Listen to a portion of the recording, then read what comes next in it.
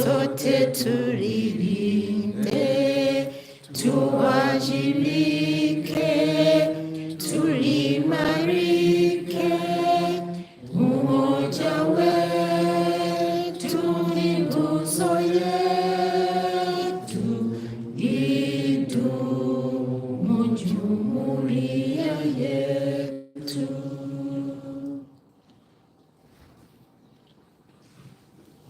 Haji Najib.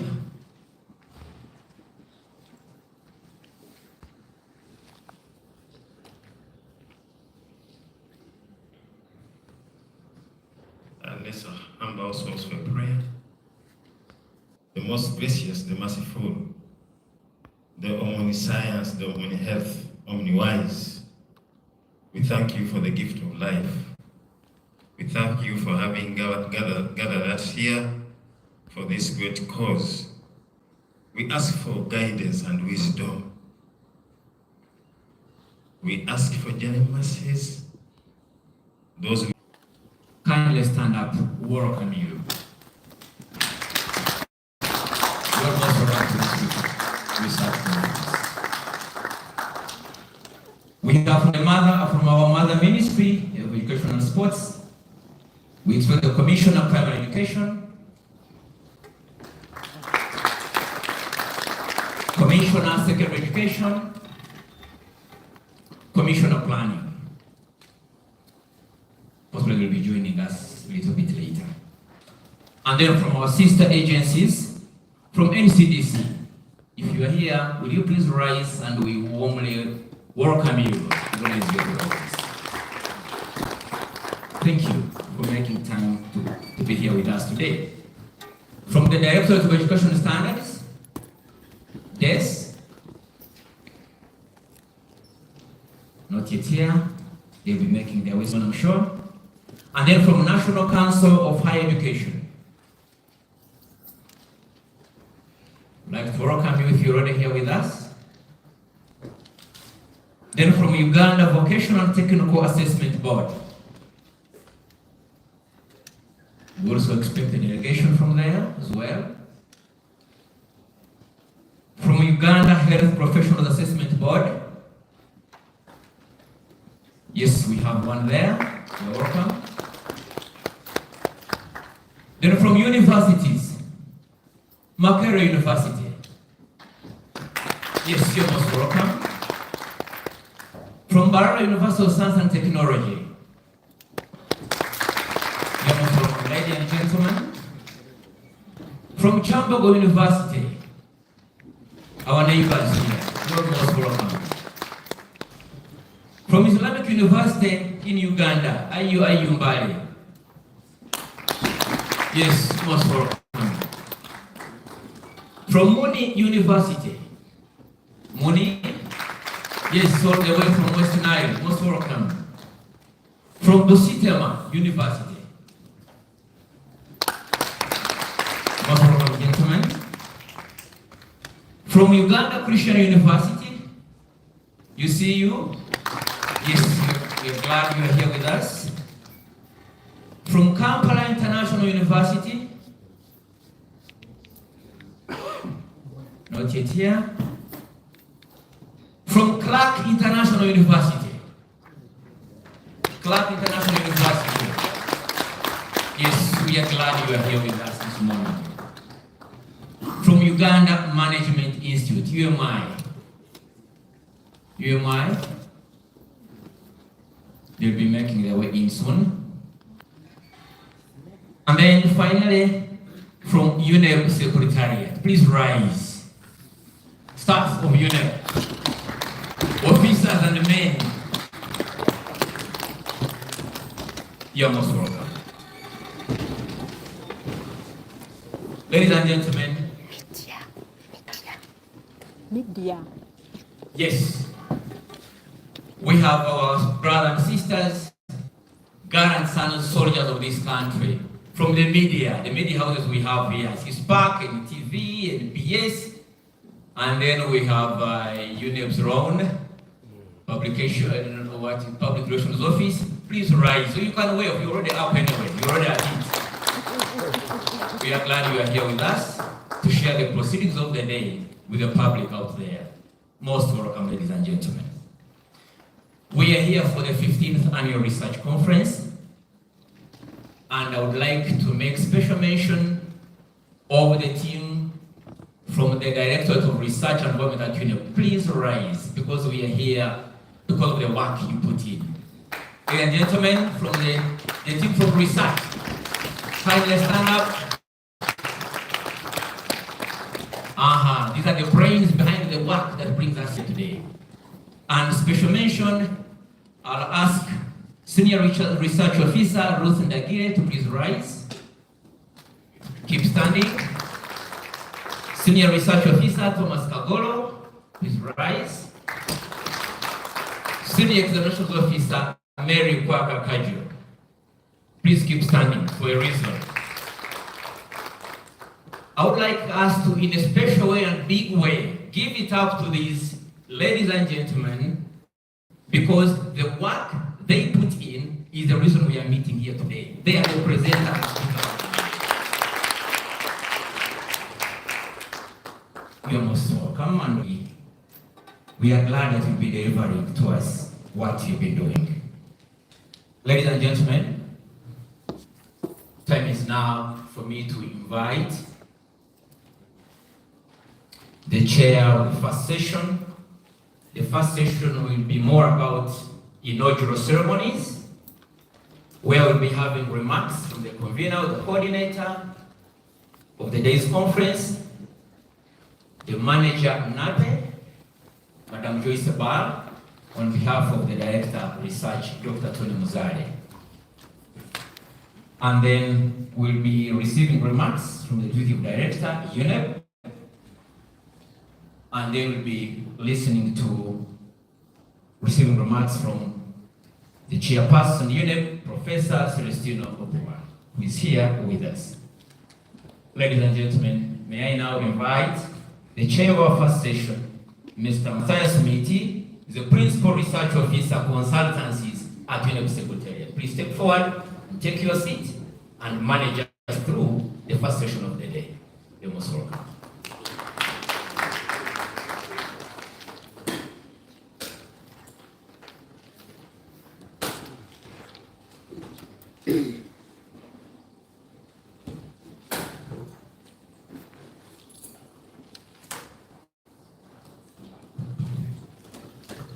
Good morning, everyone. Good morning.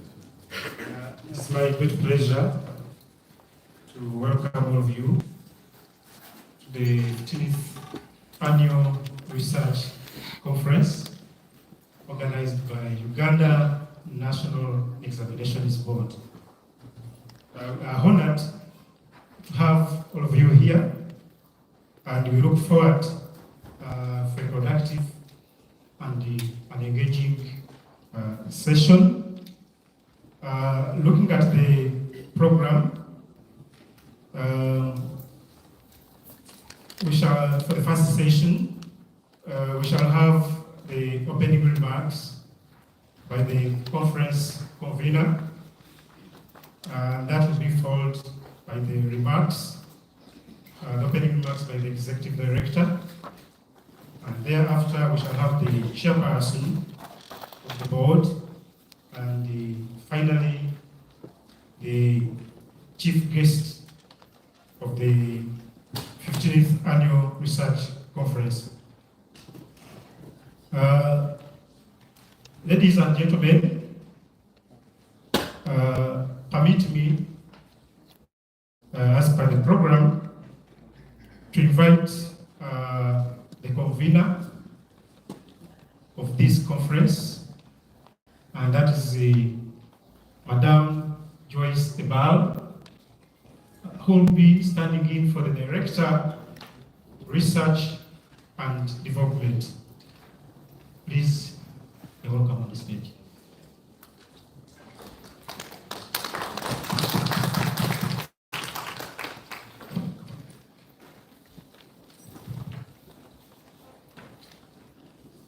Thank you, Chair.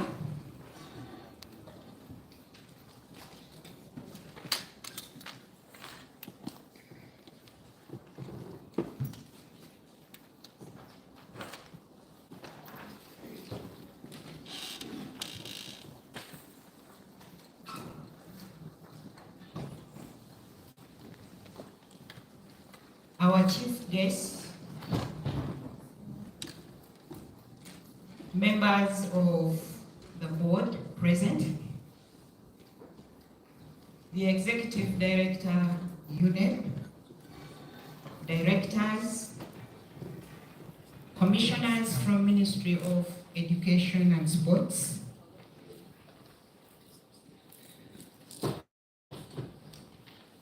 senior officials from Ministry of Education, our colleagues from the sister institutions, all the invited guests from the various universities, UNEP staff, ladies and gentlemen, good morning. Good morning.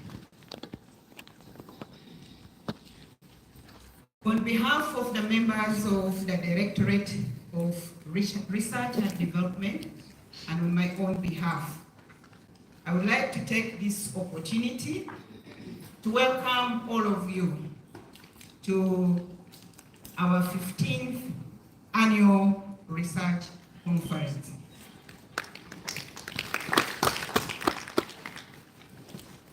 We appreciate the time that you have taken off your busy schedules to be here with us on this very important day to us. We do not take this offer for granted. We are truly grateful for the sacrifice. Our chief guest in the financial year 2024-25, the Directorate of Research and Development embarked on conducting 6 researches, of which 2 are ready for dissemination. The other 4 are still ongoing. The annual research conference, like this one, is quite an important occasion for us because this is the first level of dissemination of any research that we would have conducted. And in this conference, we are going to share with you the report findings of the 2 researches that we have completed. And both of them are related to continuous assessment. We are all aware that in 2020, the Ministry of Education and Sports rolled out a new curriculum at the lower level. And this curriculum,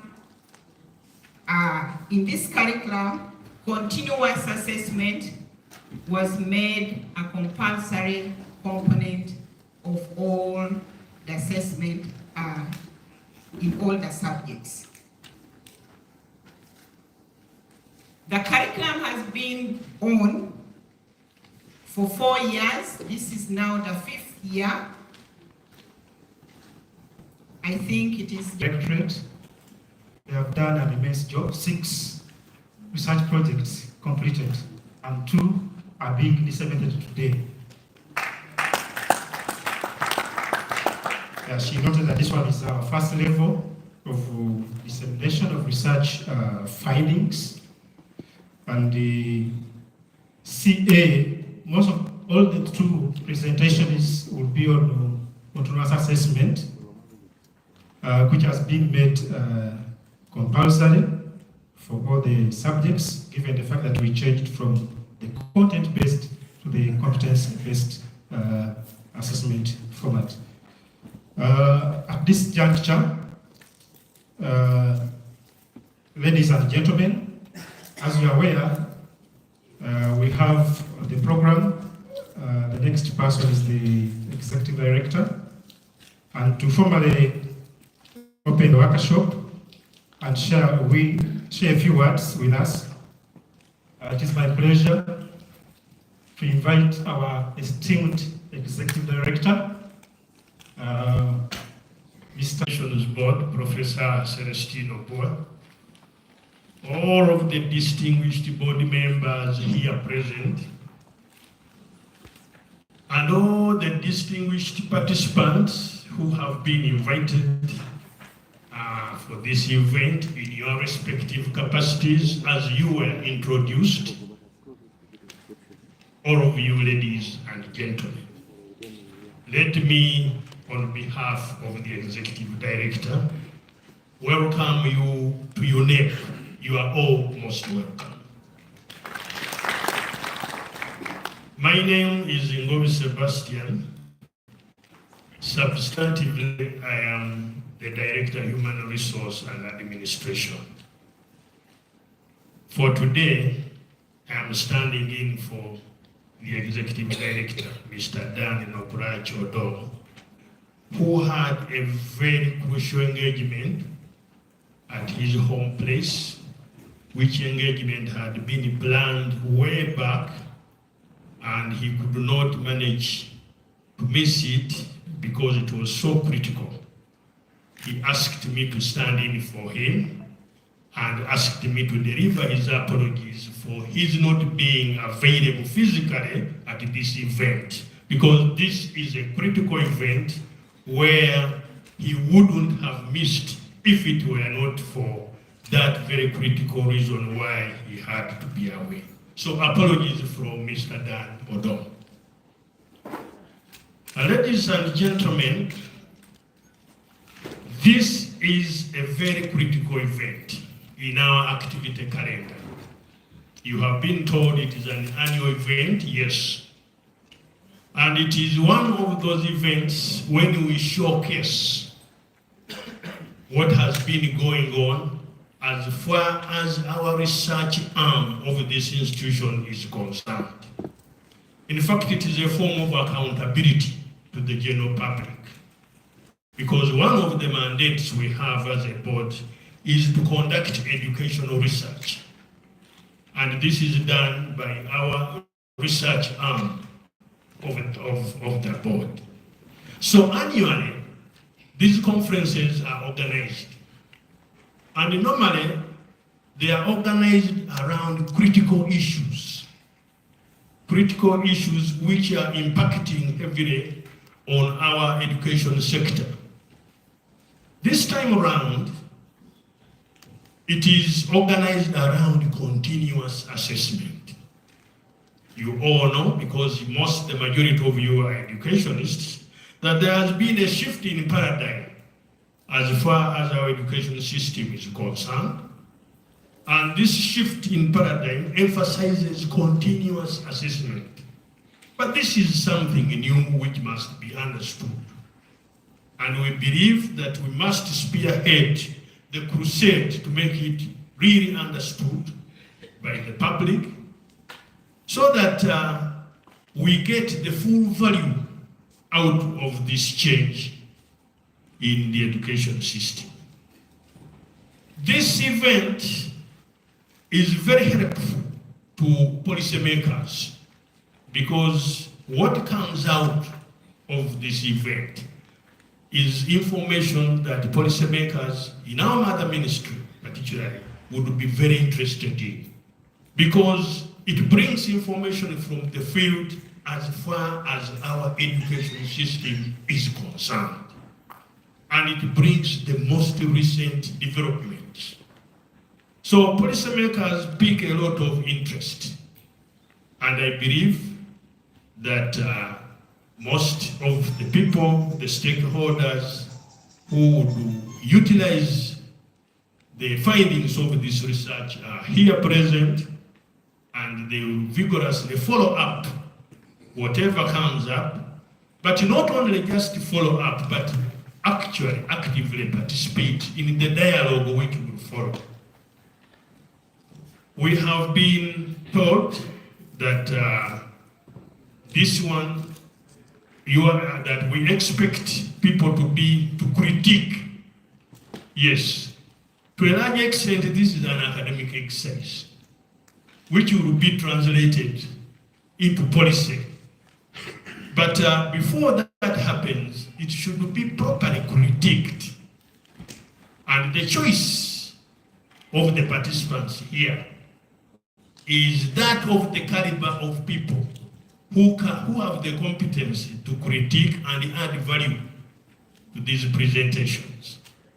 So I want to implore you, I want to request you on behalf of the board that as you listen, please listen with the view that you are going to contribute, because all we are looking for is something that will be very valuable to our community, our society, as we progress in the arena of transforming our education system.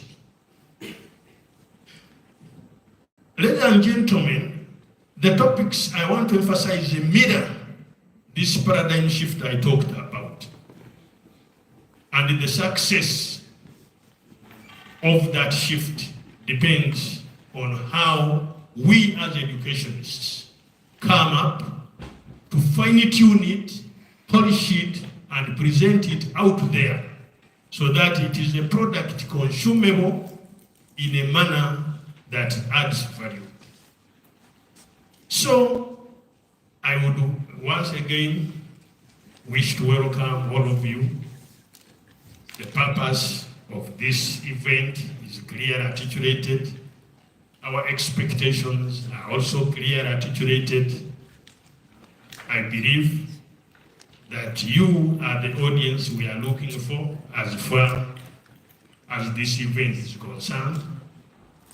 And it is my hope, and it is the hope of everybody, that we shall get the best out of your presence here, because you have taken time off, very valuable time off, to come and be part of this event. So welcome once again, ladies and gentlemen. And on this note, permit me to take the singular honor and pleasure to invite the board chair, Professor Celestino Oboa, to come, make his remarks, and thereafter open this conference. Professor Celestino Oboa.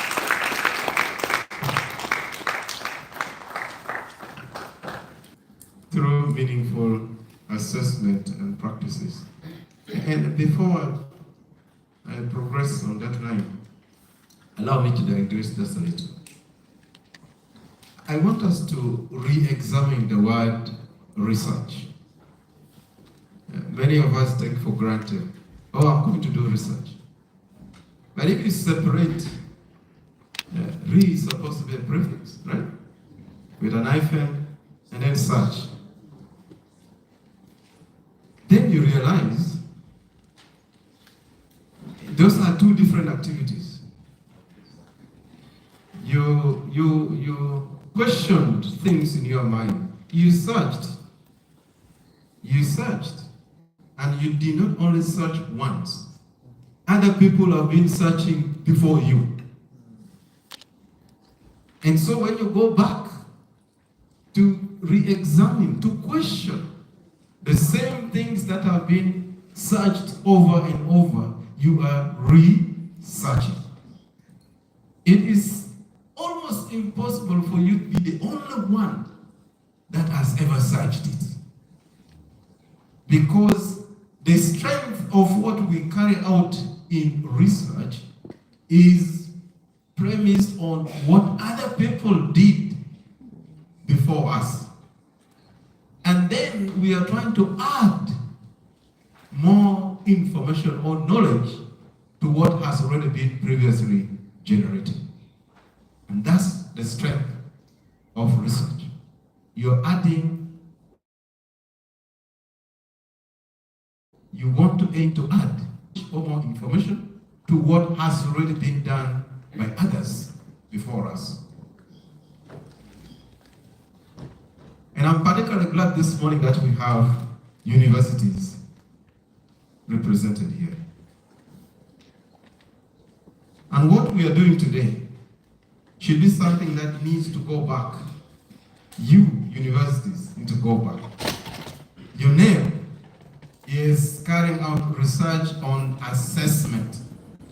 It is an organization or a body that has been set up for assessment of educational system in the country.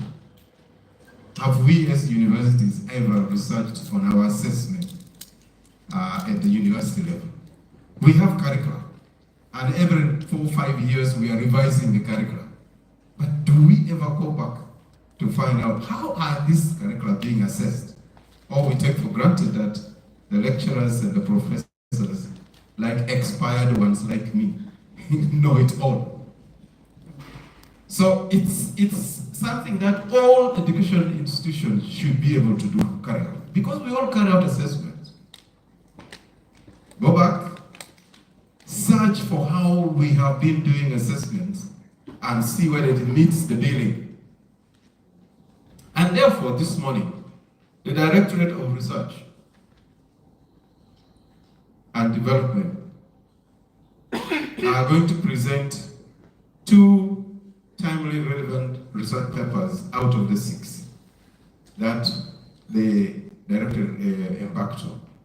And this work, this is where I said I was going to talk about Professor Rose Clark later, is approved by the UNEP Board Committee on Research, and it is chaired by Professor Rose Clark. So, Prof, thank you and congratulations for guiding our research team at the Secretariat, guiding them on topical areas that needed to be critically examined, and that they are courageous enough to come this morning to say, these have been our findings.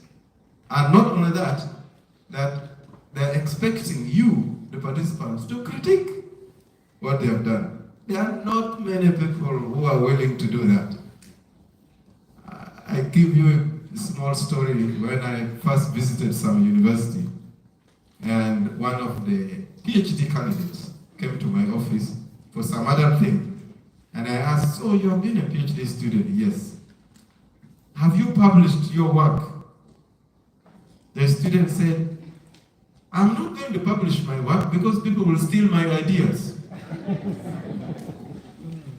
And I should report that that PhD was never completed.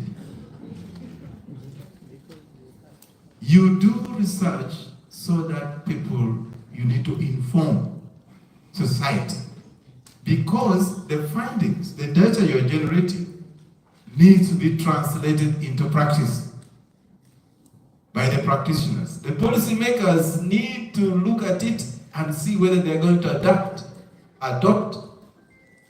or wholeheartedly implement the recommendations from your research. So it is not something we do and hide under the bed.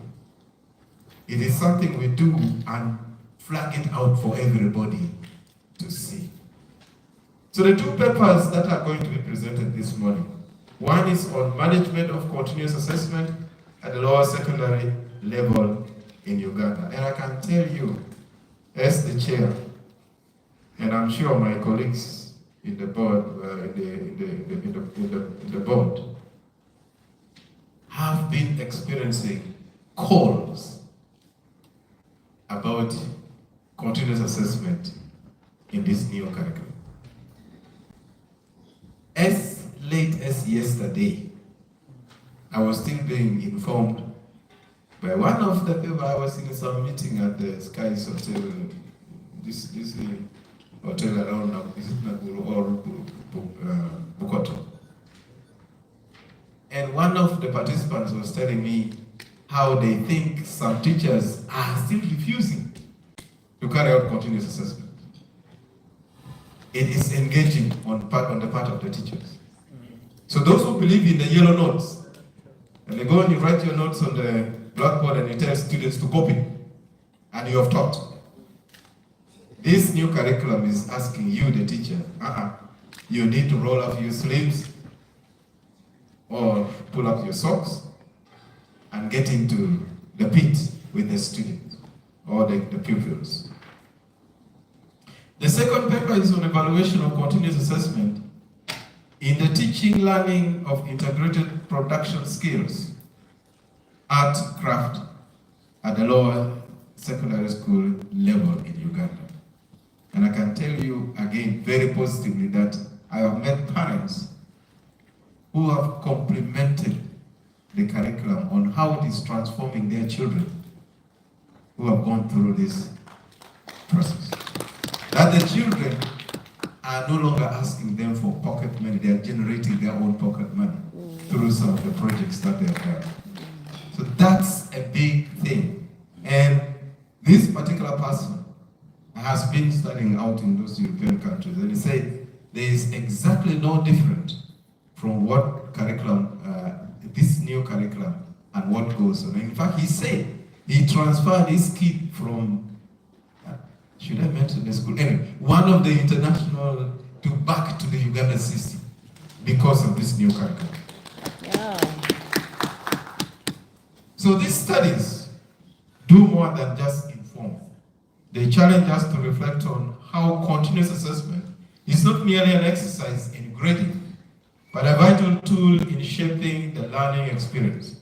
In an evolving education landscape, we are all called to align our practices with evidence, innovation, including, of course, inclusivity, a word which my brother Trump doesn't want to hear. As a board, we remain steadfast in the commitment for research-led decision-making. We believe that sound educational assessment is rooted in evidence, and this conference is a testament to that belief. Our aim is to ensure that Uganda's learners are not only tested fairly, but empowered holistically to thrive in a changing world. To our presenters, are they the ones behind me? Our presenters. Yes. Ruth and Kagoro. Right. I think you know me for a while also. Yes. We have been in that research committee for some time. I want to thank you for your rigorous inquiry and dedication. It is, as I said, not easy for you to come and flag yourself for people to see what you have done and what you have come with. There will be people who question the methods, people who question your understanding of your findings, people who question your conclusions. But I'm very sure that nobody knows more about the work you've done than yourself. Don't fight the critics. They are just trying to make you understand your own work better. To you, the participants, indeed, without your presence this morning, we would not have been here. It is like you organize a banquet and the invitees do not turn up. So we welcome you and we thank you very much for coming, largely to collaborate with us, both in knowledge sharing and in the progress that we hope will be attained as a result of the presentations today. So let's use this opportunity to listen to the presenters, learn, and sometimes unlearn from the findings of the papers. And for us, as a board, these findings will help us to lead with courage as a board. So with open minds and shared purpose, let's move this particular dialogue forward. I do hope that the other 4 papers will also be given an appropriate slot in time for the researchers to present the findings and then share the results with us and give meaning to what we are doing as researchers. With that, I wish all of us meaningful and enriching dialogue during this conference. And I now officially declare the conference open. Thank you.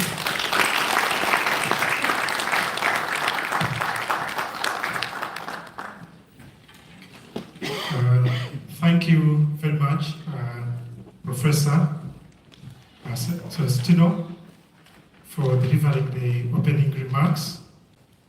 The remarks were insightful, balanced, and inspiring. We truly appreciate your leadership and vision, and for, together with the board members, for guiding and strengthening this mighty institution.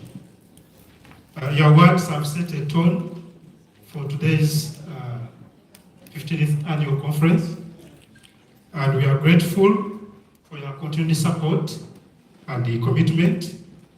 Once again, thank you for joining us and for delivering the opening remarks. I now take the pleasure to hand over the mic to the MC for the next items on the agenda. Thank you very much for being a very good audience.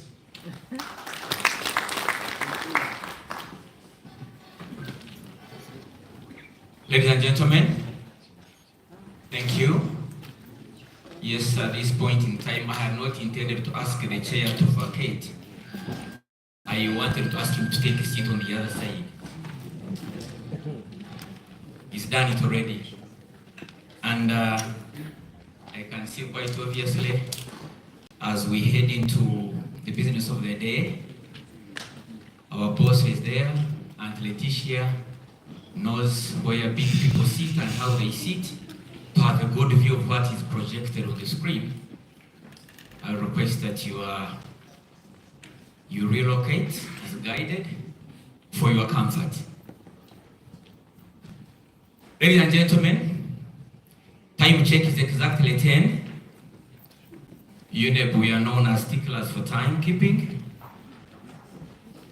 So 10 marks the time we head into the first session, the main business of the day. And at this point, I have the honor to invite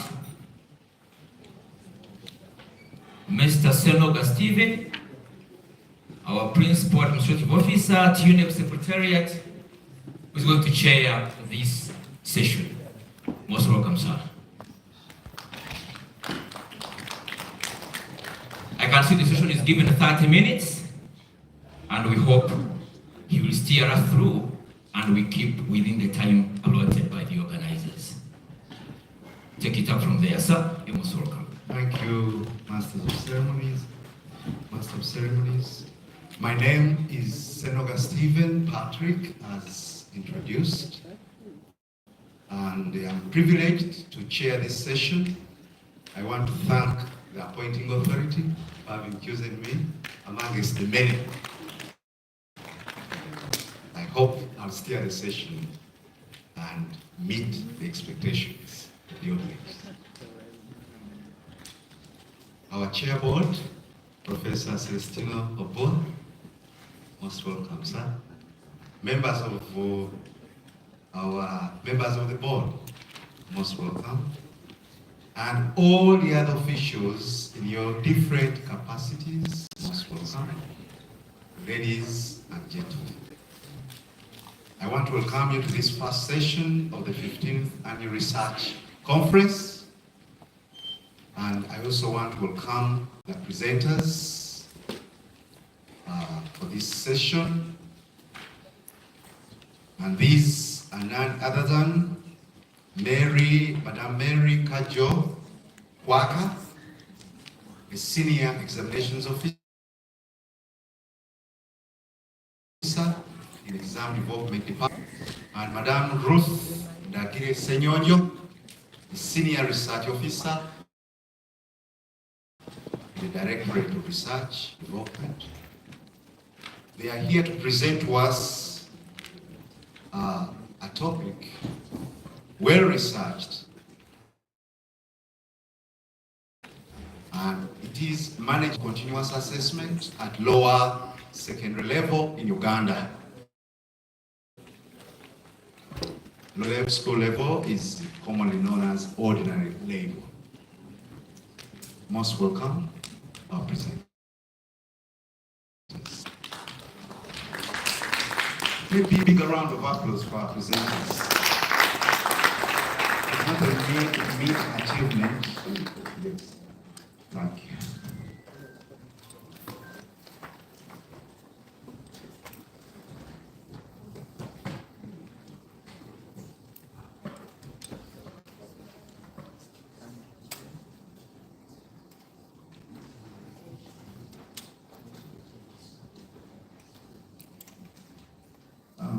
Madam Mary Ajo, and Madam Ruth Nyonyo.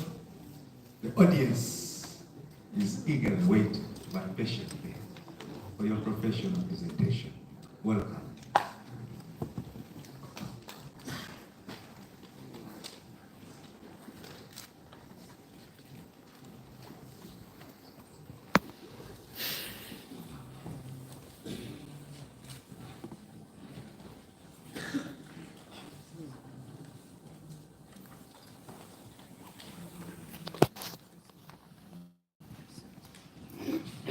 Thank you very much, our Chairperson.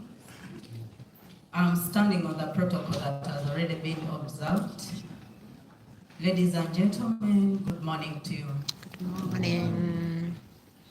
I'm Ruth Nyonyo, and like already indicated, I did this research with Mrs. Mary Kajo. And the topic is management of continuous assessment at lower secondary school level in Uganda, and it's a cross-sectional study.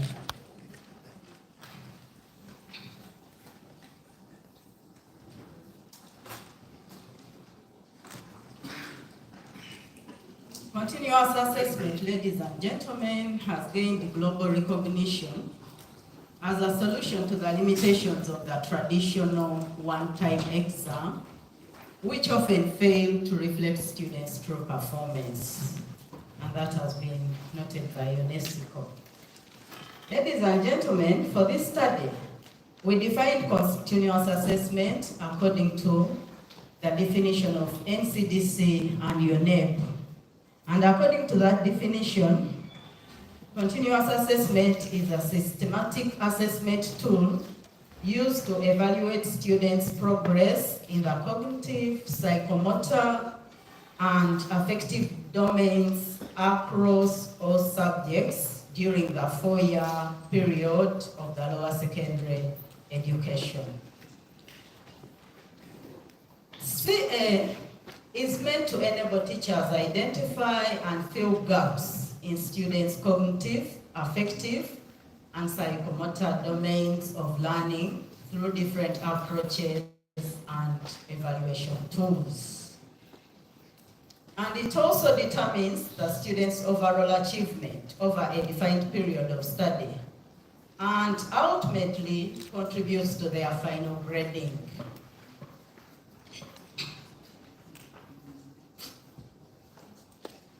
Ladies and gentlemen, we are talking of UNEP today, or rather CA today, after we've rolled out in all subjects. But to UNEP, CA is not a new thing. We've implemented CA in UNEP since 1993. The only difference is that by then, CA was in only a few subjects. Those subjects were fine art, French, and the technical subjects. And like you will realize all these subjects were optional. They didn't take on other learners. But today, CA has been rolled out, and like we all know that in 2018, NCDC reviewed the lower secondary curriculum, and accordingly introduced the revised curriculum in 2020 And it's according to this curriculum that CA was integrated in all subjects at the lower secondary schools. So this is when we went full blast. And like already indicated, this CA is now on, the full blast CA is now on for the 5th year. And this shift aimed to evaluate students' cognitive, psychomotor, and affective skills in a holistic and professional manner. That is according to your name, Standing Operations Procedure of 2019. However, we note that effective management of CA has become a critical challenge in ensuring that the educational system provides a true reflection of students' academic abilities and skills. This has been noted by several authors. Among others, we are pointing out the NFCA report itself of 2024 noted that, and even other authors, Tumoheise and others in 2023, they also had similar findings. So in this study, the management of CA at the lower secondary school level in Uganda was investigated, ladies and gentlemen. What is our theoretical context, ladies and gentlemen? Our study was underpinned by the controversy theory of 1978. And according to this theory, learning is a social and interactive process where students actively construct knowledge through engagement with their environment and other peers and their parents and whatever. The theory suggests that assessment should only measure learning outcomes, but also facilitates the learning process. Ladies and gentlemen, like we know, CA is meant to facilitate the learning process. Because as they assess the learners during the teaching learning, they identify the gaps and are able to facilitate the learners learning or acquiring of the content, skills, and whatever we intend to impart into the learners. It emphasizes student-centered learning, where teachers act as facilitators. What is our problem statement?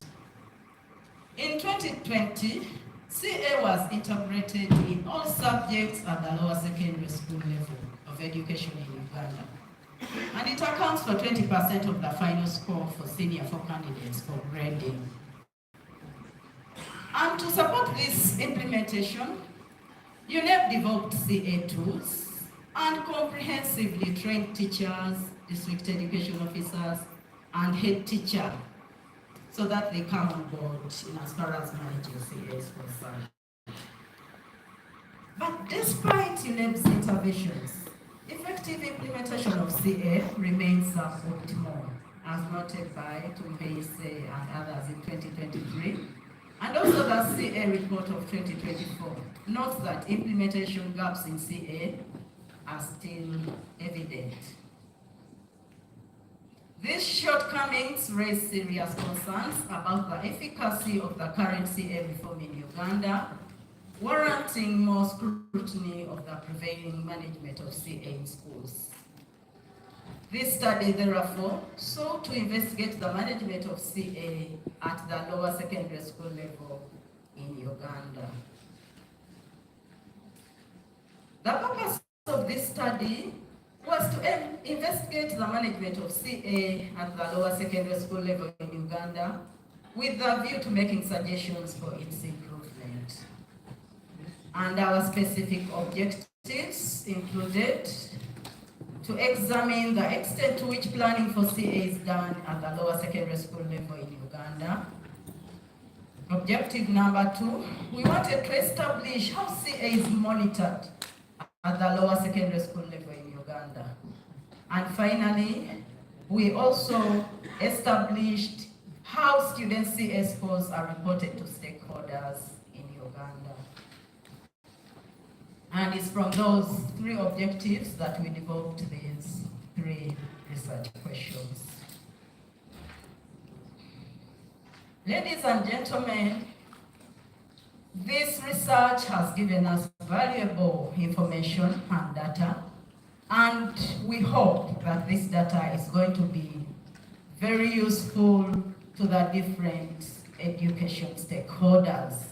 First of all, we are saying that UNEP will be guided in reinforcing the strategies that will foster smooth implementation of continuous assessment. So even ourselves as the board, we are beneficiaries of the results of this study. We are also saying that NCDC will use these findings in reviewing the continuous assessment format to make CA effective in promoting student learning. We are also saying that the Ministry of Education and Sports will find it useful when formulating and implementing continuous assessment policies. And to the schools, we are saying that they will be provided with practical recommendations on improving the management of CA. And the scope of the study, for this study, we examined the planning, monitoring, and reporting of CA at the lower secondary school level in Uganda. And the study was conducted in selected districts across the 4 traditional regions of Uganda. And we focused on the period from 2020, when CA was first implemented, to 2024.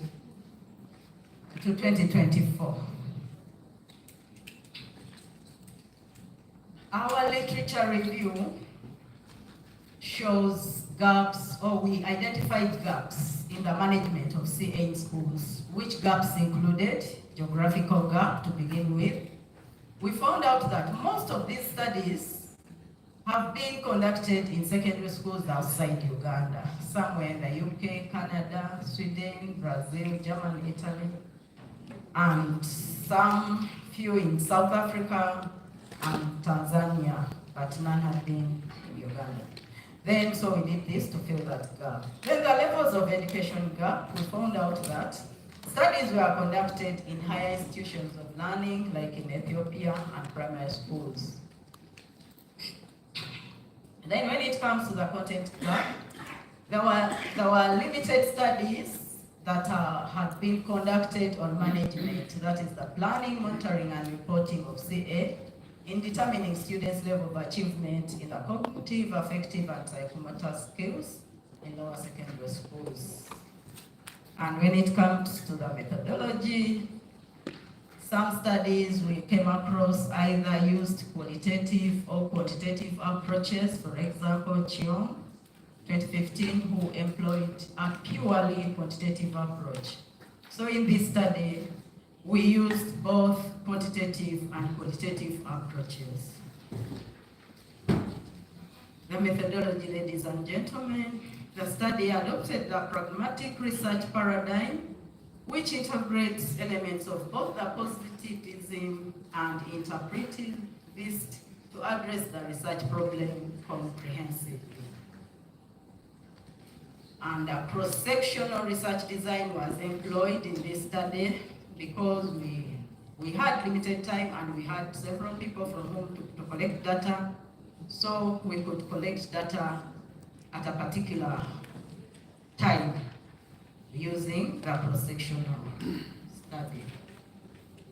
The sample size and sampling technique, like we've already said, that our study was categorized according to the traditional regions. So the schools, we use the stratified random sampling using the existing strata.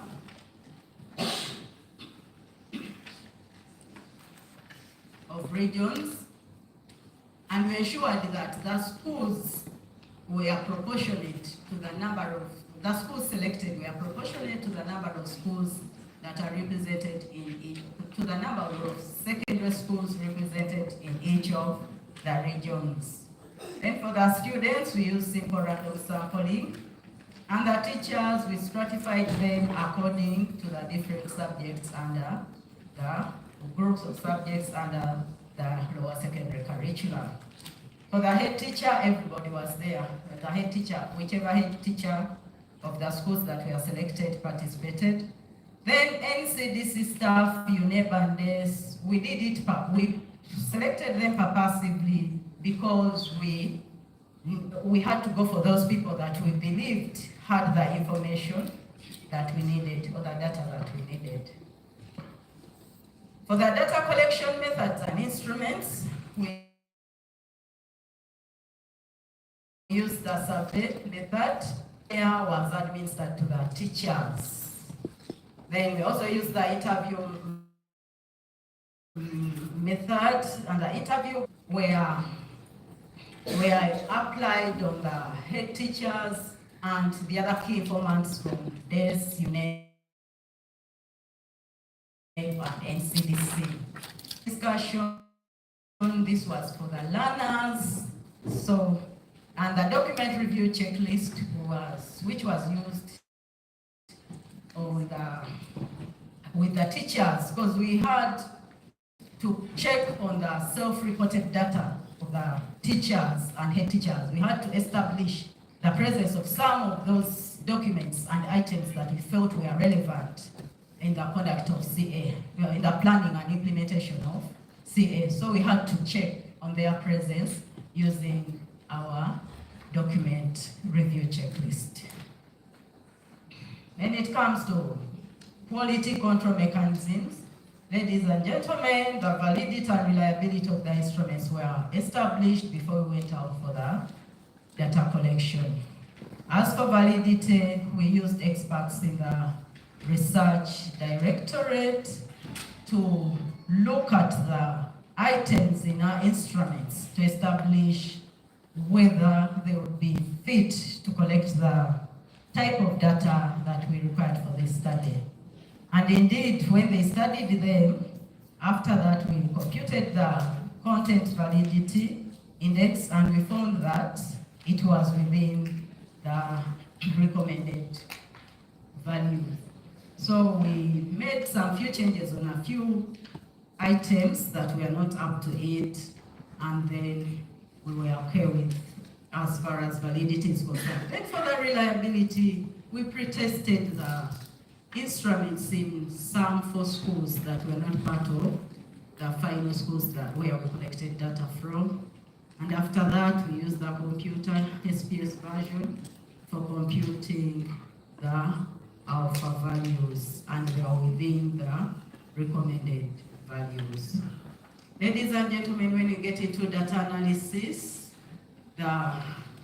for quantitative data, we mainly use the descriptive statistics, and we use the SPS version 16 for computing those frequencies, percentages, and this gave us the meaningful statistical outputs that we needed for our presentation in form of frequencies, percentages, and other descriptive statistics. Then qualitative data, we did thematic analysis, where we examined the data collected from the interviews, FGDs, and document reviews.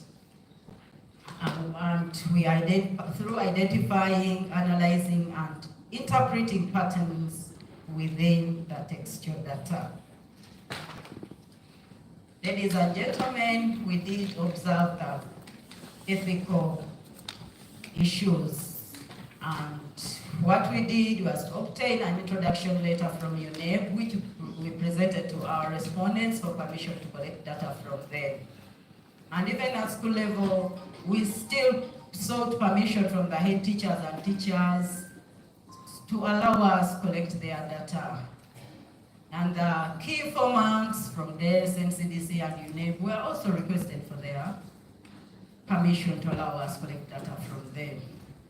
We also assured the respondents of the confidentiality and privacy of the data that we collected them. Then we also ensured that they don't indicate their names or any personal information, school name, you name it, anywhere on the questionnaire.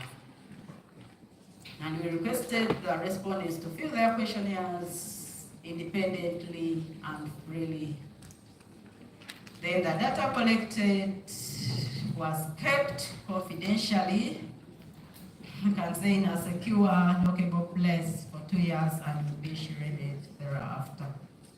Ladies and gentlemen, I allow me to stop here, then my colleague will come in to take it from where I have ended. Thank you very much. Wow.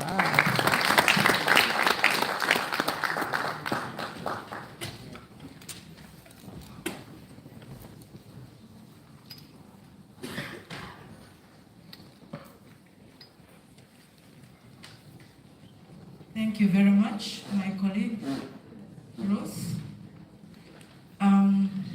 Participants, I will do the presentation on the findings, and our findings will be reported objective by objective. As you've already noted that our first objective was to examine the extent of planning for CA in lower level secondary schools. So our findings were really focused on the documents that are indicators of planning. So when we looked at the documents, we were able to categorize them depending on the responses, the higher responses and the lower ones. So we noted that majority of the teachers indicated that they had the NCDC curricula as reflected by the 97%. Then the CA frameworks, CA in this document, members means continuous assessment, so we shall be talking about CA a lot. So just know that when we mention CA, we are talking about continuous assessment. So 91% represented or acknowledged that they had a continuous assessment frameworks. The scoring guides were represented by 90% and content frameworks by 70% of the teachers. However, when it came to continuous assessment items, project observations and subject observation checklist, few teachers reported having them. For instance, when we talk about or we observed the CA items, only 46% reported to have them. The project observation checklist were reported by 48%, and subject observation checklists were acknowledged by 38.4% of the teachers as having them. However, when teachers were requested to present these documents, few teachers really presented the content framework as depicted by 13.6%, and the KAIS, that is continuous assessment items, only 23.3 teachers presented those documents, and the project observation checklists were only shown by 29.6% teachers, subject observation checklists by 27.7%. So this therefore showed that there was doubt of accuracy of teachers' self-reported data. So to check this, of course, this could have also implied that teachers face difficulty in consistency and accuracy in evaluating students' continuous assessment. So when we came to look at other participants, we realized that there was collaboration with students, FDCs, the head teachers, and the key informants. So when we came to look at the projects being allocated on timetables, many teachers that are represented by 72% indicated that projects are allocated on the timetable.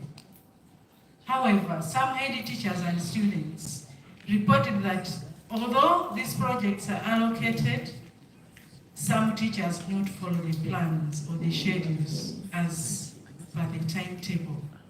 Teachers also mentioned that they prepare schemes of work and lesson plans when planning for CA. And when we looked at, asked them to present, indeed you realize that many of them showed that they use the schemes of work as reflected by 83% and 62.7% respectively. Ladies and gentlemen, we note that the CA documents may not be readily accessible or uniformly distributed among the teachers. This could contribute to disparities in the way CA is being managed across the different schools. Our objective 2 looked at monitoring CA. And in this, we looked at personnel that monitor CA. So we observed that CA at lower secondary school is really done.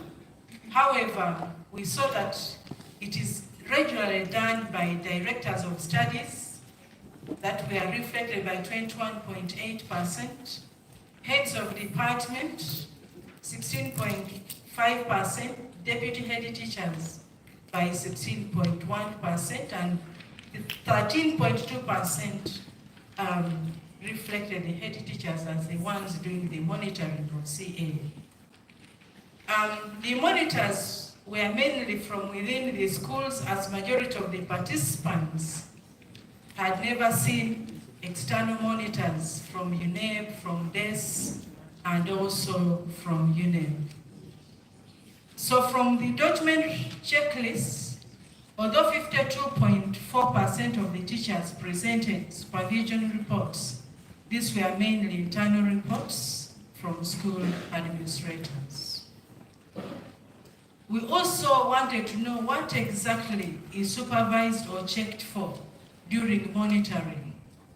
Our teachers mainly mentioned schemes of work by 51%, then records of student CS scores 50%, and lesson plans 48%, among others. And so we wondered whether teachers were still focusing on schemes and lesson plans, because this is what was being done in the old curriculum. The head teachers mentioned the syllabus coverage, record of scores, test items, and lesson plans. The key informants check for availability of crucial CA materials. They also check for progress of teachers' ability to interpret and implement and assess the curriculum. The key informants also check for teacher competency, the subjects that they teach, the projects and their progress, the assignment, group work, and the tools used for assessing students in the new curriculum. So we noted that none of the participants were really mentioning things to do with the project and subject observation checklists, content framework, CA frameworks, and so on. We also wanted to know what exactly are the challenges or gaps that the teachers are facing.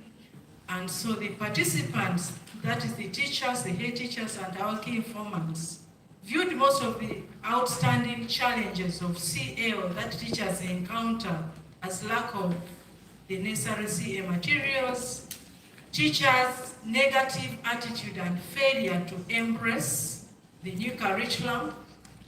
There was also lack of adequate training in CA skills. There was also, teachers noted that there was too much demand on the part of carrying out the CA activities. It was also observed that they have challenges as far as the sizes of classes are concerned that make their marking and making reports for individual learners quite difficult. We also noted that teachers said there isn't adequate or good clarity as far as how they are expected to implement CA is concerned. So both the teachers and head teachers seemed to under-prepare, and they also noted that they are under-resourced to effectively manage and implement CA, among other challenges, which are detailed in the research report. Ladies and gentlemen, as far as monitoring is concerned, we also wanted to know that when the teachers are monitored, is it just about finding out the challenges, or there's something that is done?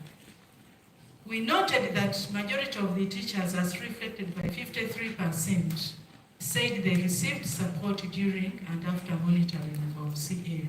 And I think that was a fairly good report, And the support they mentioned included provision of learners and teacher CA materials as reflected by 62%. Teachers also mentioned that they are trained in CA skills, that was noted by 38%. And they also indicated that they are helped to identify and discuss areas that require improvement during their teaching or facilitation. Some teachers noted that they go to an extent of offering extra allowances to teachers who carry out CA, and we found that quite impressive and surprising as well. Our third objective focused on reporting of CA to stakeholders. We found that there is no uniform tool for recording CA because we first of all looked at what are the tools that are used for reporting or recording CA. Several tools were used. Common were mark sheets as noted by 63%, computers 29%, learner scripts 26%, report cards 25%, school CA books 19%, schemes of work 18%. There were also files and assessment forms among others, as we can see, denoted by 6.3%. So this highlights the need for schools to provide teachers with the training on record keeping skills and the use of standardized tools to ensure consistency and accuracy in CA scores. UNEB is already trying this, and we pray that with the consistent support from the ministry, this may be achieved with the time. We wanted to also know which stakeholders are provided with learners' CA scores. We learned that learners' CA scores are indeed given to learners themselves, those that the directors of studies or examination masters that they are called in schools. We found that these scores are also given to heads of department, the deputy head teacher academics, the head teachers, and parents. And I think this was also good. And so we also wanted to find out annual reporting. What action are therefore taken by the stakeholders after finding and getting this feedback about student CA scores? It was noted that the stakeholders identify areas, particularly teachers, where students are weak, such that they're able to prepare remedial lessons. The teachers and some parents also track students' performance. They design appropriate learning and assessment tools. They guide and counsel students. They provide materials for CA, and students themselves work hard to improve their performance. In conclusion, we realize that as far as planning for CA is concerned, much as some planning for CA is done in lower secondary schools, we noted that it's not really satisfactory. Most teachers, yes, use the NCDC curricula, but if you are preparing the CA tools that we like them, preparing and using the CA tools that UNEB has really put in a lot in terms of time and resources. So we see that many teachers were not even yet sure how to plan or use our CA documents. Overall, we see that these findings suggest that while schools have really made effort in CA planning, there is still need for intensified training of teachers, availability and use of CA documents. When we come to monitoring CA, we realize that most monitoring and supervision is done by the internal administrators, basically the DOS, the heads of department, and we saw that the external CA monitors are lean, as we saw the percentage in the findings. And we also noted that there is no standard way of monitoring CA in schools. The monitors, especially internal monitors, seem to lack skills in monitoring CA. Individual teachers do not also really receive adequate support for implementing CA. So this means that there is really need for the respective authorities to continuously support teachers so that they can be equipped with CA skills. As far as the objective of reporting CA is concerned, we noted that there is no uniform tool for recording learner CA scores, as we saw that even some of them still record in books, in files. So this means that there is a risk that our CA scores can go missing. So the question is when we need them, and that is how they are being scored, kept. Maybe it can raise another question. CA feedback is given to the relevant stakeholders, as we saw, and we also noted that CA feedback is used to improve learners' performance. And I think that was good because that is what we intend. As our recommendations go to different parties or players, the first one is UNEP. We realize that UNEP needs to develop and adopt standardized tools and instruments for recording CA scores and data to ensure consistency and accuracy of CA data across all schools. We know that UNEP has already started this and is really doing very well, but this means that we should really continue to ensure that all schools and all teachers are well trained and equipped with the recording skills of CA. We also recommended that we should train all teachers across the country in preparing and using all the CA modalities and the assessment management information system for reporting. Members, I would like us to note that UNEP is already doing this. We are not yet there, but continuously I pray and believe that the story may change with time. We also recommended that UNEP should provide all CA documents to all our secondary schools in the country, because we realize that not all teachers had these CA documents.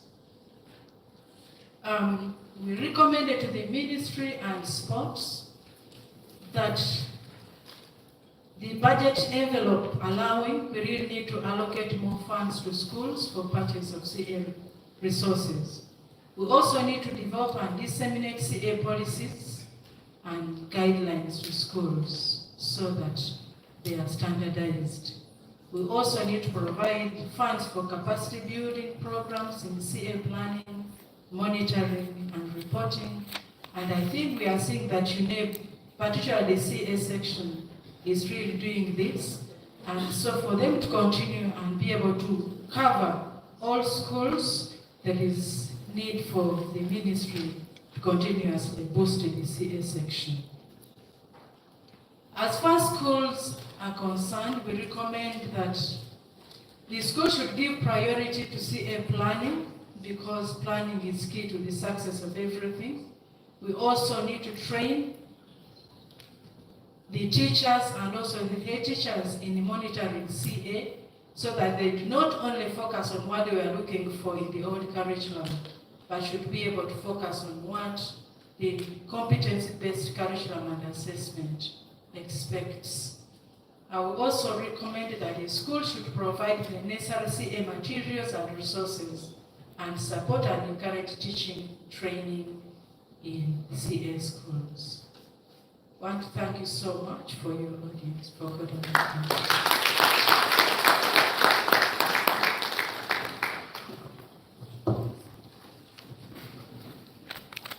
Executive Director, our Chair Board and Executive Director here present, ladies and gentlemen, join me in thanking our esteemed presenters of this very, very pertinent topic in our assessment programs of continuous assessment. And I note the eloquence and audibility of the presenters. Please give them another round of applause.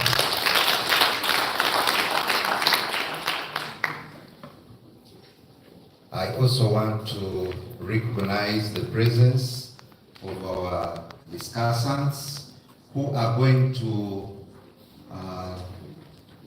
critique this presentation and the research work. You're most welcome. Dr. Nizeimana Pamela, if she's around. I was told she's not yet here. Oh, you are here now. Okay. You're most welcome, Doctor. Dr. Nizeimana Pamela, please come to take up a seat. And Dr. John Okasujja, these are our presenters, our discussants for this presentation. As they take up the seats, please note the following: the presenters. We intend to present this research findings to the public. I stand to be corrected, but I note that maybe we may need a glossary to define the abbreviations that are in here. And I also note amongst the conclusions, rather recommendations, that UNEP has done a great job. We want to recognize the efforts by UNEP towards the success of this program of continuous assessment. A round of applause for UNEP. In the interest of time, since our discussants have taken up their seats, I want to invite Dr. Pamela to present the discussion.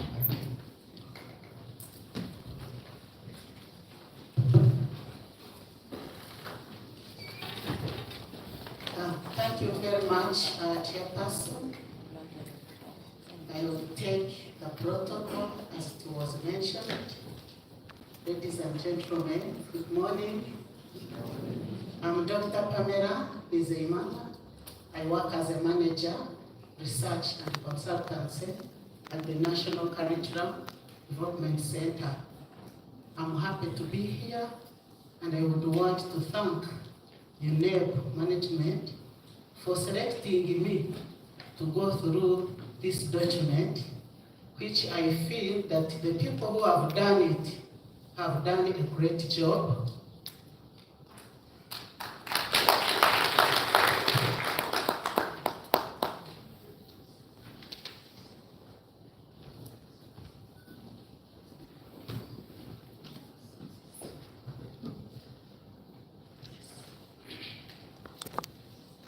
Thank you very much. I thought today I was okay, but even here I'm okay. So I want to say that I'm very honored to be here and to be considered and selected among many to go through this document. Thank you very much, UNEP. I want to say that the researchers who have done it, who have done this study, if I was to offer maybe a PhD, I would have given them a PhD. Thank you very much. I looked at the document from page 1 to the last page, and when I came again, I looked at the one they have shared with us. And it seems the one I received is not the one which has been printed. So I want to say that what I will say that has been corrected, know that it was from the one I was shared on the email, not the one which is printed. So I started with the title, and the title is good because it has a considered limit of the words as per research and university academic doing. Then I went to the abstract. The one I had received, it had no keywords, but when I came, I found the keywords have been mentioned. And then I said that the abstract mentioned and captured the findings, conclusions, and recommendations And when you read through it, you'll be able to follow. The abstract looked too long because they had 375 words. It can be checked. Then I went on the introduction. The introduction was good. The researcher have done and referred to different studies that have been conducted. They also went ahead to mention that the CA has been on from UNEP, but it did not explain how was it started, how was it being implemented. Because if it started in 1990s and they were doing it with the art, with the French, we would have borrowed from there. Like, how did it start? How was it being implemented? And what were the challenges? So that since we are not coming up with a new thing and it has been there, then we would learn from the previous and build on that. So I would request that the research can also put that up. Then I looked at the theoretical perspectives. I looked at the contextual perspectives. When I read through the theoretical perspective, it was good, constructivist. It is a good theory, looking at the topic of management of CA. But when we read through, it did not link to the current research. How does that theory link to your study? You have talked what it does, but how does it link to the study that you are conducting? And then when it came to the contextual perspective, this is where I said that we need to bring on board the context of Uganda in this study. Then I went on the problem statement. When I looked at the problem statement, it mentions challenges, it refers to different studies. But I was wondering, now that we know these problems are there, they are many, what is the gap? So I did not see the gap. I saw the challenges of managing CS still exist, but it was not clear what is the gap that you are trying to address in this current study. So it needs to be looked at also. Then I went to the major objectives. I read through the 3 objectives and I felt if it would have been possible, we would have come up with another objective to find out how do we address the challenges of teachers who are failing to follow procedures for filling the CA tools, so that as we get to know what challenges are teachers getting in filling or following the processes of CA, so that as we come out with that, then we are able to inform what we can do to reduce or to address that challenge. And then I came to literature review. The researchers have done very good literature review. They have used the current issues. You will read the research of students or another person. You find they have used already references, which do not bring meaning. But in this study, they have used current and relevant references. The only thing I noted is that in research, when you are referring to some author, and there are 2 to 3, 4, for the first time we write all of them. So I found some who are written, for example, Pamela Etero. Pamela Etero, what does it mean? You are writing that one for the first time. So for the first time, you write all of the authors, then when you are referring to a person, maybe second time, that's when you can say Pamela Etero. So I found some few of them which were written Etero, and when I looked around the document, Etero, so you don't know whether it is that person or not. And then on the methodology, the cross-sectional design was used. It is good because they had a number of respondents, a number of research tools which they have used. But I did not see a mention There are so many research designs that we have. Why did you use zero on this one? It did not come out clearly. So I would implore the researchers to go through it, and also we need to know why did you select cross-section. Then I looked at the population. In the population, you mentioned that the researchers will use senior four students, and it was mentioned who are the first cohort. So my question was, when did this study take place? Because we know the first cohort, they are now in senior 5, isn't it? So who are those first cohort that you are referring to? So I the question, and we can correct it. Because when you say senior 4 first cohort, we know that we are now having second cohort, if I can be understood well.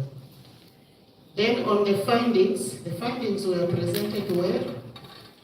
They followed the objectives, and when you look through, it is clear to understand. But on page 60, it may not be 60 in that yellow one, I found a finding referring to parents. At parents, I think it was on page 60 in the document I received online, that a parent shared, "I appreciate receiving the results of my child." So the parent said, but when you look in the list of respondents, parents are not there. So I wondered, where did this come from? Was there a special parent? Still it needs to be mentioned. It was on page 60 on the online document that I received. Then the next one was about the discussions. The discussions were made where the researchers discussed what they have found related to the other findings, and it was nice. But there was something missing, the views of the researcher. Because you say the finding was this, and it is aligned to other researchers, and according to us, the researchers, we feel that, so your views were not there. The conclusion and recommendations, I was happy to see that recommendations are aligned according to responsible officers. This is good because UNEP, now from this study you know what to do. NCDC, from this study you know what to do. Ministry, from this study you know what to do. But I was requesting or saying we need also to come up with a recommendation for teachers, because they are the people who are there ensuring that CA is implemented. So what do you recommend them to do? I was thinking that maybe you can recommend them peer support, because I know in the school you'll find one teacher who is able to feel and use and manage CA. So they can do peer support so that they can be helped to see how they can use the materials and manage CA together. In the references which I received, the researchers made sure that all the people that have been quoted in their studies are in the list of references. They used 36 references, and the only thing when I looked at it in my computer, as I said, maybe now it has been corrected, it was not in APA format. So I would ensure that it is in APA format. Then I looked at what are the key contributions of this study. This was from my thinking and from what the findings tell us. I feel that this study will contribute to addressing the challenges that teachers are facing in ensuring they manage continuous assessment. So it will contribute a lot. They have found a lot of information. So from that information, it is us now to plan and see how do we help the teachers to solve the challenges. And then the next one, I feel that the findings will support NCDC Ministry in the curriculum review and coming up with a policy on continuous assessment. Then I feel that this, the findings of this study will help in addressing the existing gaps and ensure that learning outcome for the students is improved. Then I also looked at what can Uganda do to improve. The researchers have come up with recommendations as Uganda, if we can do them, NCDC, UNEP, Ministry, teachers, school administrators, working together, we can be able to ensure that continuous assessment is managed well. So what can Uganda do to improve the CA? I was coming up that continuous assessment should be integrated into daily teaching and learning. I saw where the teachers, they think that it is an added job, the workload, but when it is integrated in the daily teaching and learning, when they are teaching, they know continuous assessment is part and parcel of the teaching and learning, then they will be able to manage it. The next one is about prioritizing continuous assessment. The current situation is that continuous assessment is 20%. Then the end of cycle, 80%. We need to think about that. Because if it had 50%, I don't think the teachers will sit and the head teachers, because they are looking at how to get good and have children perform. So if it would be 50%, 50%, or 40%, 60%, like how it is done in universities. And then also introduction of student self-assessment and reflections. Students can assess, the student can assess another student. Maybe communication, maybe social, maybe respect, so that they know that continuous assessment is within us. Then we shall be able to manage the continuous assessment. Then another thing that we can do, it came out clearly, teacher capacity building, it needs to be continuous. I read it through and I saw UNEP has been training the teachers, NCDC training the teachers, but management is still a problem. So we need continuous capacity building. Maybe it can be termed every end of the term. All teachers are trained on how to manage continuous assessment, and through those trainings you can identify more gaps which can be addressed there and then. And then the next one is joint monitoring, because I saw they have had monitoring is school-based.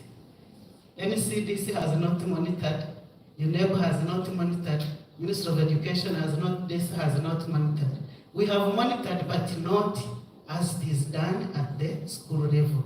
So joint monitoring should be emphasized, where Ministry of Education, UNEP, and CDC can work together to support on improving continuous assessment. Then the last one is parental involvement. We don't bring the parents at the end. Let us involve parents from the beginning so that they become part and parcel of the continuous assessment. Ladies and gentlemen, that's what I can say. And I want to say that I was very happy to read this study. You know, you keep running, you run, rerun, and run. I learned a lot, and it has built my skills. Thank you so much. Thank you, Dr. Pamela. A round of applause again for Dr. Thank you so much for the comments, which I'm sure were very much done in the very good faith, and they'll introduce positive energy into our researchers. And now I want to call upon Dr. John Paul Kasuja to come and also give his speech.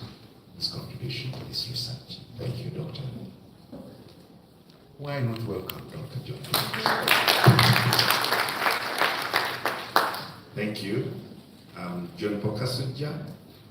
I work with Kavala University. I'm head of department, Humanities Education, in the Faculty of Education.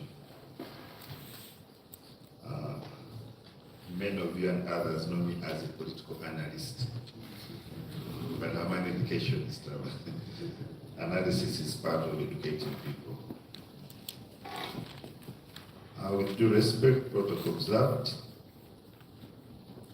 I want to thank the researchers, Mary and Ruth, for coming up with such a varied study. It is not simple to do research. Those who have done research know that you can spend 5 days collecting some reviews, and after another day, you went and realize all what we are doing was wrong, and then you have to start afresh. So it's not simple for researchers to come up with this, and I thank you. I also thank UNEP Research Directorate for creating this space for research on education within UNEP.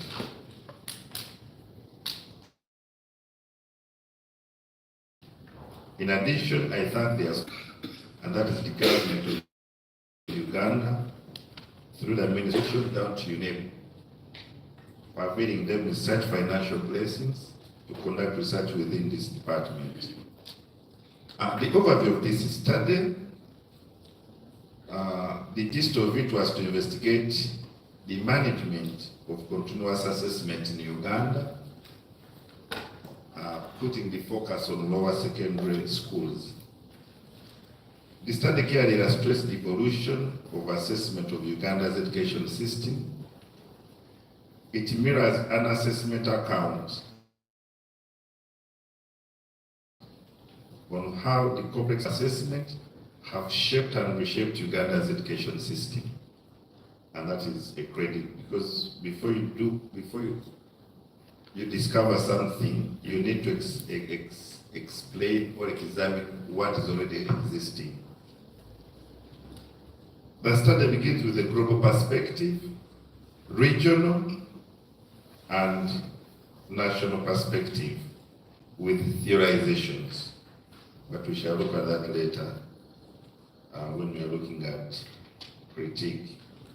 The major focus of these researchers was threefold: to ascertain the extent to which planning for continuous assessment is done at lower secondary level, school level, to establish how continuous assessment is monitored at lower secondary school level, to establish how students' continuous assessment scores are reported to stakeholders.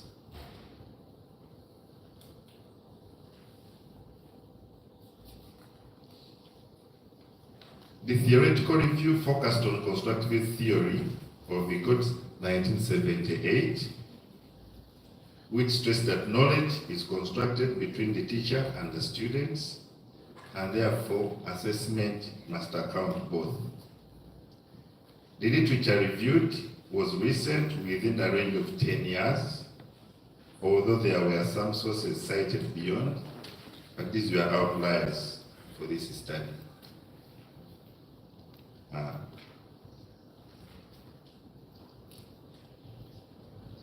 The research gaps were clearly identified with concurrent review style. When you read this study, you may not find, in some academic studies, you realize that some studies begin with the literature survey, then the review, and then identifying research gaps. But this was done concurrently. It is part of the style also. The research methodology was well articulated, and the study relied on both qualitative and quantitative approaches. The findings of this study: Objective 1, the study clearly found out that existence of continuous assessment plans inconsistent adherence to CA plans, role of teachers and school leadership,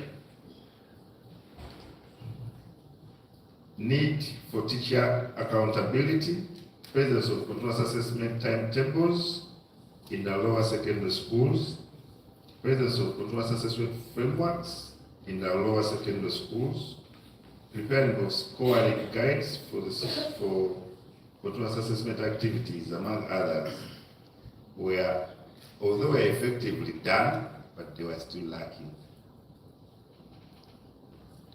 The same with objective 2.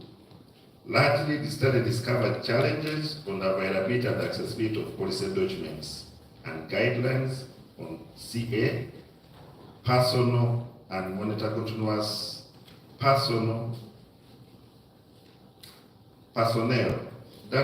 continuous assessment, teachers' perspective, head teachers' perspective, and key informants' perspective. For instance, UNEP, DACE, and NCDC. It also discovered that tools used for recording CA scores and provision of feedback on students' continuous scores were many, but teachers used them depending on circumstances, even if they did not favor the situation at hand. The study made clear conclusions and recommendations to different stakeholders, and these recommendations were action-oriented.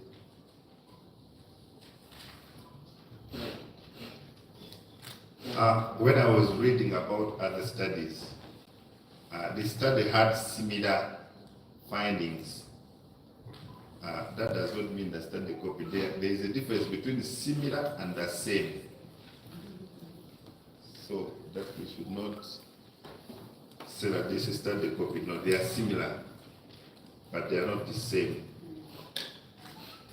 There is a study which was conducted by Kemi in 2013, continuous assessment, mock results, and gender as predictors of academic performance of chemistry students in Ekiti State, Nigeria.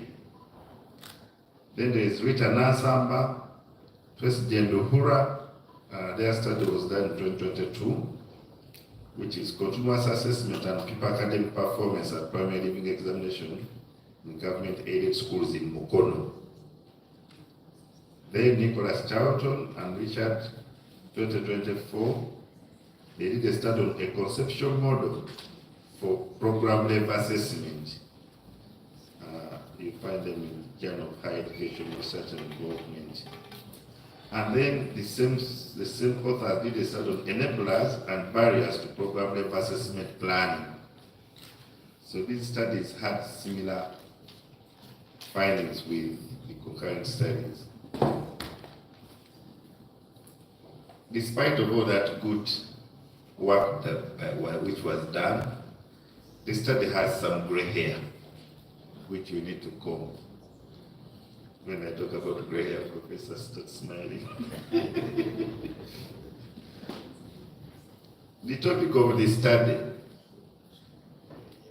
it has a statement of a cross-sectional survey. I find it redundant in that topic. Let that topic stand the way it is. And if you want to make it clear, give it a time frame. 2020, 2025. Also the study in academia, when we are reviewing theories, we don't zero to that theory that the study is going to use. We first review different theories, similar theories, and when we zero to that one, the study wants to delve on. But this study used one theory, but would have used other theories. Those on behaviorism, constructivism, cognitism, and humanism, which are prominent in learning and can influence assessment. But this study zeroed only one theory, which is a bit not scholarly. Then the purpose of the study should not be the topic as it was stated, but rather the knowledge the study is intending to come up with. And then the study is one sampling strategy, the document I had, but when we are presenting, there are so many. Yet it collected a large amounts of the project data, but I saw capacity sampling data. Then data quality control measures. This study standardized them at 0.6, which is a 60%, but the standard way is 0.7. So I don't know which source you used, but I've never come across such a source. And when you read Crosswell, Amin, and all many others, they will tell you that it is 0.7.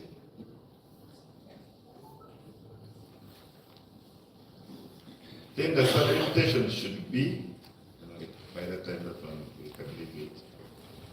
Now, what is very interesting with this study is that it dodges scientific methods of analysis. And it inclines itself so much in qualitative paradigm, and where it goes inferential, it goes to descriptive analysis. If this study had tested hypotheses, it would have given us more authentic data and informed the respective stakeholders on the problem at stake. Even when the analysis is done in quantitative descriptive analysis, it focuses on percentages and not standard deviations and means. Yet this would have given us a clear picture on how the statistics deviate from the actual problem.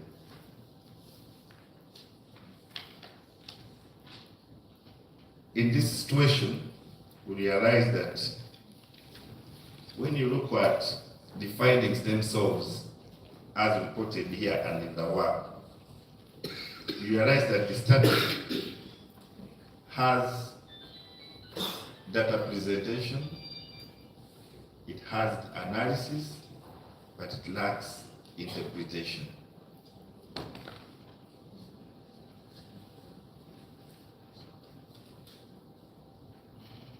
Even when the study has found out the reality, the researchers still show that they are not sure whether it is true by reporting that. Therefore, teachers may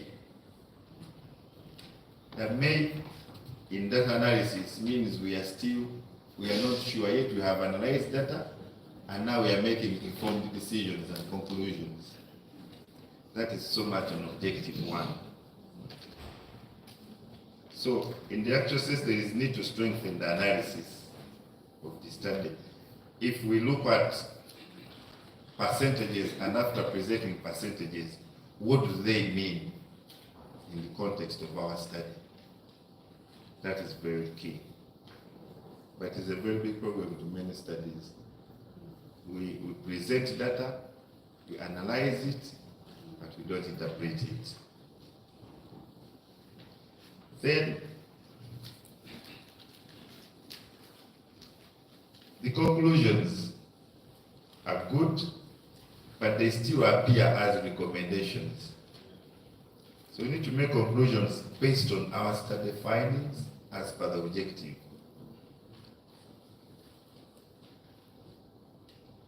And then the recommendations from what the presenters say or presented, either UNEP or the researchers, one of them copied, because the presenters were saying these recommendations UNEP had already started implementing them. Then the question is this study valid? Because when you say some of these recommendations UNEP has understood. So where did UNEP get this information from? Is it still from you? So when we are presenting, we avoid those statements. Because if it was an academic study, that degree would have been awarded. Very much, the chair, please be seated. Yes, please be seated.